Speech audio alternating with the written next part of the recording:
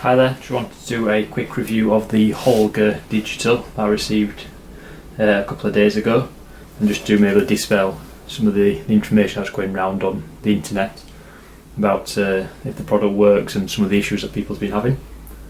So first of all, the box, this is what it came in. It's just a fairly standard cardboard box. It came with a bit of bubble wrapping, but as you can see it has been a bit battered in places, but it still came fully functional. The camera itself wasn't affected.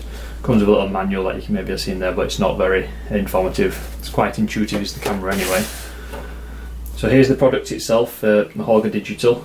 Fairly small, you can see it fits into the size of my hand. I've got a comparison here, £10 UK note, just to see how big it is. It's quite a small camera. If you want to compare it to some other Holga cameras as well, here's a 120 Holga. As you can see, considerably smaller, a lot lighter as well. The camera itself, so it's very basic settings. If you looked online you'll be able to find these, but it's got two settings. The 135 setting, which is a 4:1 aspect ratio, and then the 120, which is the 1:1 ratio. See the LED lights up when it's in either of those two to let you know it's on, then when it's off it goes off. Standard hot shoe, viewfinder, setting on here to change it from f2.8, which is in the sunny setting, and I believe they have only about f8 in the cloudy or the flash setting. Shutter release just here, not much, you have a bit of a click to let you know you pressed it, but there's not much of a notification that you have taken a picture. On the bottom there's a slider button to change from black and white and to colour. Now a few people have been saying there's issues with the battery compartment. It is fairly flimsy and it shoots off all the time, and I've got two standard AA batteries in here. It feels fairly sturdy from what I can see. I suppose the hinge might be a bit prone to easily snapping, but once it's in place it's pretty secure. So it takes two AA batteries. That's where most of the weight actually from the camera comes, is the battery. The rest of it's pretty light. The few USB connection there to your computer. A few people are saying that they get the SD card, they can't really get it out. There is a bit of a groove to get your finger in, just to push it in and pops out fairly easily. Goes back in. No, I don't have any issues taking that in and out. Going on to the functions then. Main thing people have been saying that you don't really get any notification that you've taken a picture. When you look through the viewfinder, there is a LED light, a red LED that comes on.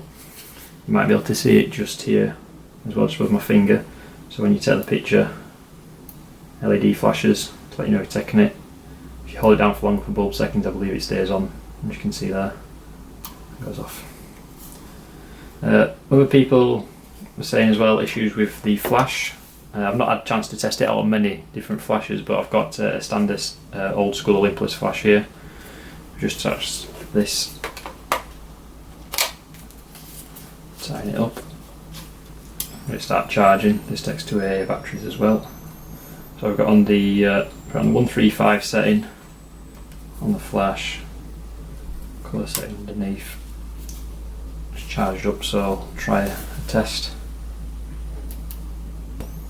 So as you can see it does fire. It seems a little bit delayed after I press the trigger, but hopefully it still comes through on the photo okay. My overall impressions of this camera is it's a nice little camera.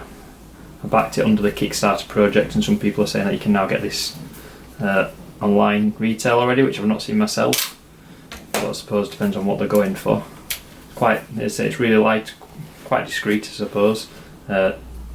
Very basic, no obviously LCD viewfinder on there. That's part of the fun of the Holga. I feel it goes back to like a film camera where you have to develop it to find out what you're going to find.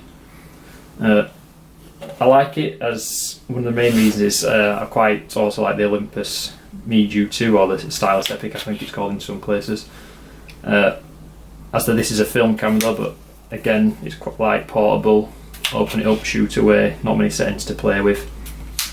And I'm kind of always looking for something that on the digital version. if this could be a bit smaller, it's quite bulky at the front.